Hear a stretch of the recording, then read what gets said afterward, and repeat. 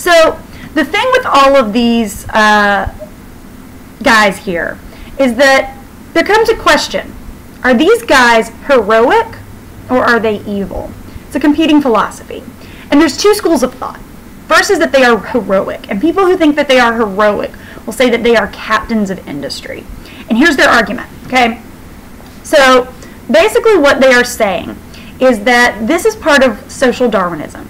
So in the 1800s, Charles Darwin develops this idea called natural selection, where he says that different species adapt better, right? Oops, my mustache fell off. Different species adapt better than other species because they have the right characteristics to survive. This is survival of the fittest. So this becomes something that is applied to society as well, that the men who make their wealth are better because they have better character, they work hard, they put effort into what they're doing, they're smart, they're cunning, they're kind and charitable, and so they deserve to keep the money that they're making, right? Because they earned it, and it's actually natural, right? God wants them to do this. But there's an opposite view of this here. So the bad side of social Darwinism is people who are not being successful. Well, there's something wrong with that person to make them unsuccessful. They're poor because they're lazy or they're dumb or whatever reason. So basically, people who hold this idea blame the poor people for being poor, right?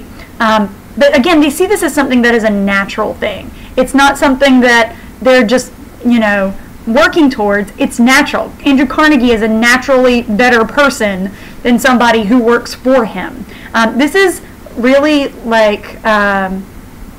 encouraged by a series of books known as the Horatio Alger stories. So Horatio Alger is actually the author, and he tells these stories, and they all have similar themes of these young men who come in here and work their way up and succeed because they're, of good character and they're working hard, they're putting their effort into it. And so this idea is something that's really kind of perpetuated throughout this. But the other side of this is these guys are evil, and the name that you will hear this is robber barons.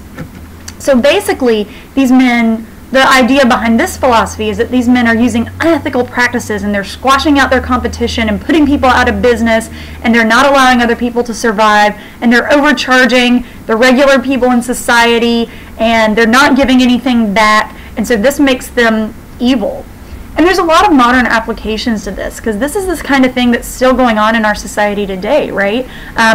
Over the argument about should rich people pay more taxes, or because they worked hard, should they be allowed to keep their money? Or, this idea that what is good business practice? Should people who use unethical practices be allowed to continue? So we're going to kind of keep these discussions going a little bit more in class. But now you know a little bit more about all of these different people.